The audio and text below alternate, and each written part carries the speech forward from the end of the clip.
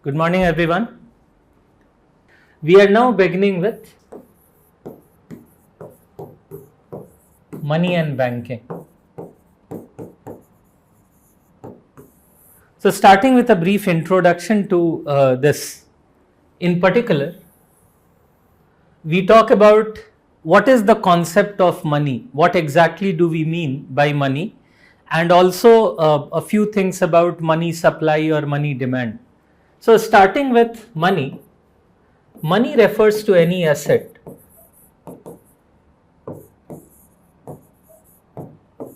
that are liquid. So, money is a reference to liquid assets in the economy, where the term liquid means something that can be used for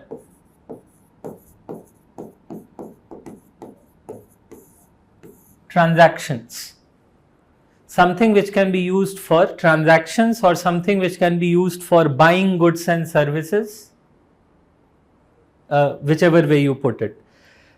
This is the most fundamental role that money plays. Money allows us to buy different types of goods and services. Well, what constitutes money then? What constitutes these assets? Definitely currency will be a part of money. Currency or cash will definitely be a part of money because this is undoubtedly the most liquid asset that we have.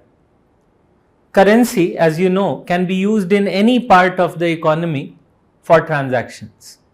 So, in any definition of money across the world, currency has to be a part of the definition of money.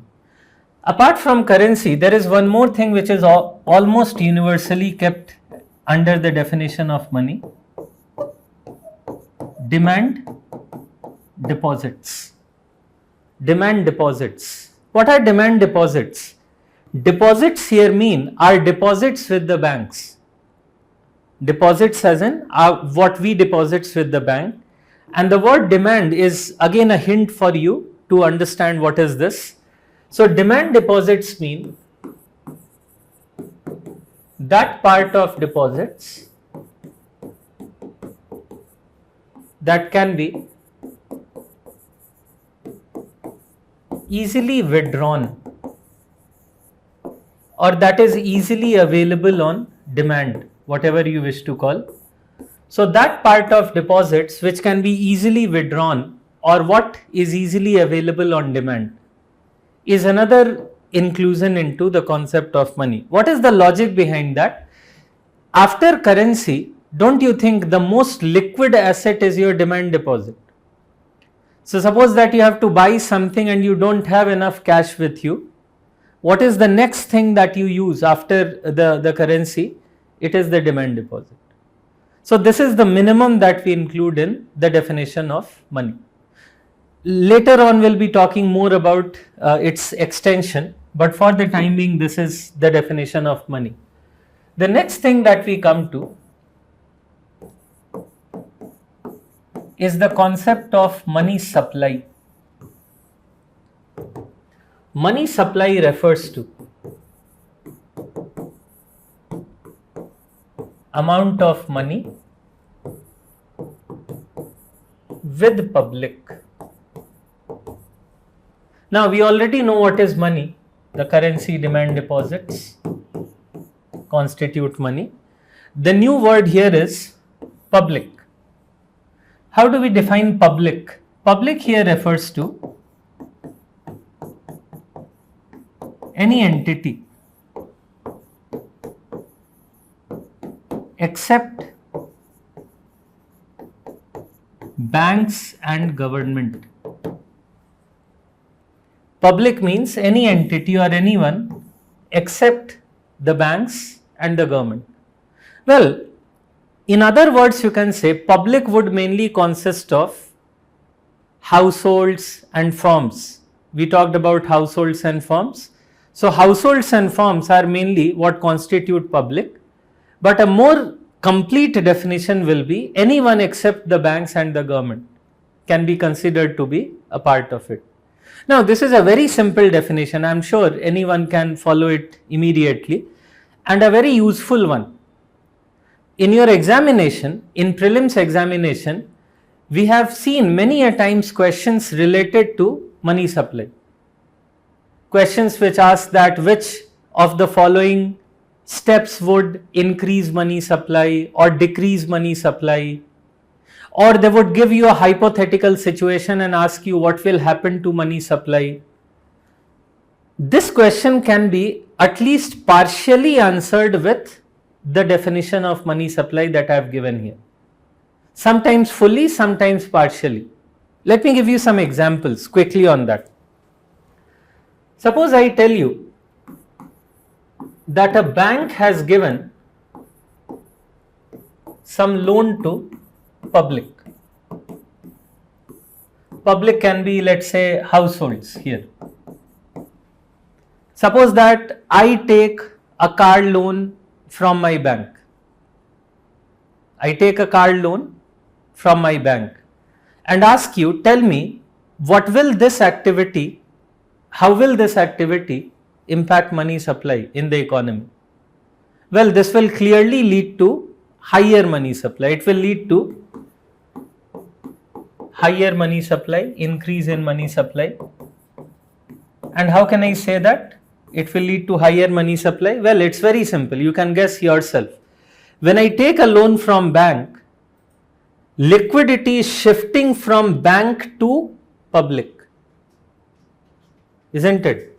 In this example, the liquidity has shifted from bank and gone in the hands of public.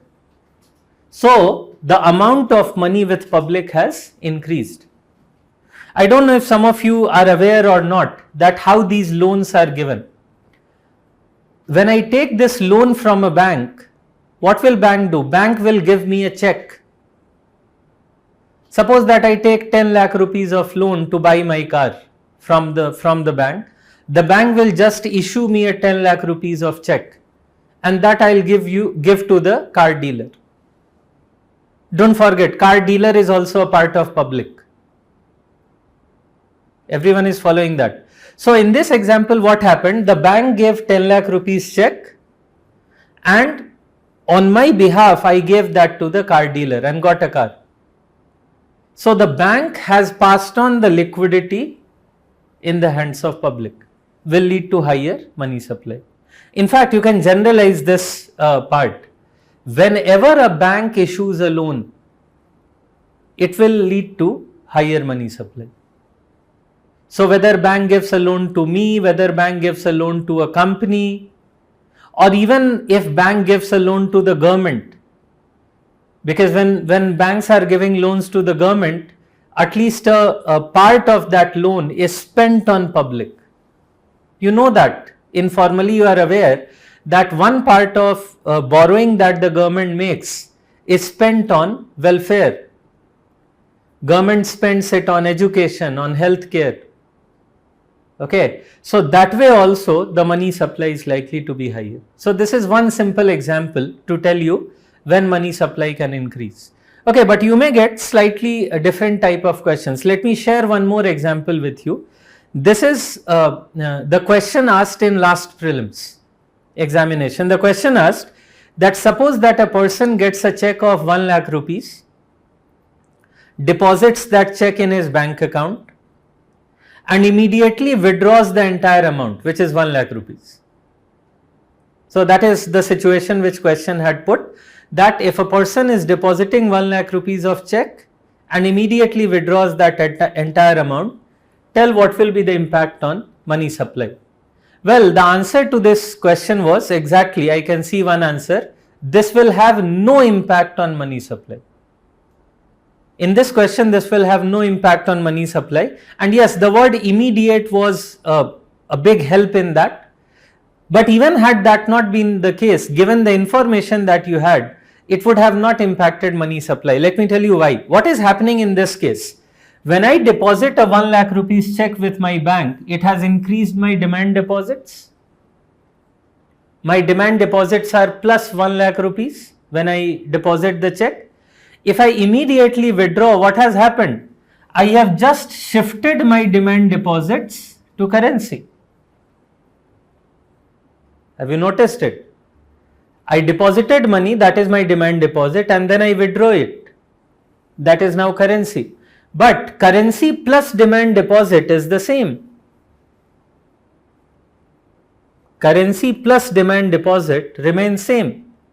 Only its form has changed, but the total amount of currency and demand deposit has not changed. That is why the correct answer to this question was that money supply will not change. Well, the question, you can look into it. Okay, I'm sure you have access to the prelims question.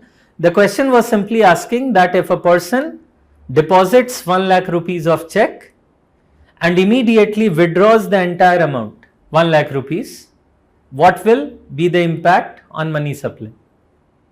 So since it is only changing the nature of money, which is from demand deposit to currency, in this question it will not have any impact on money supply.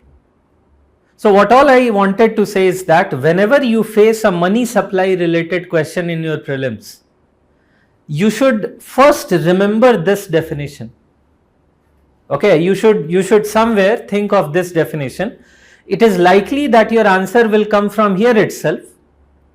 You may have to think a little more on that, but then also this definition may be of help.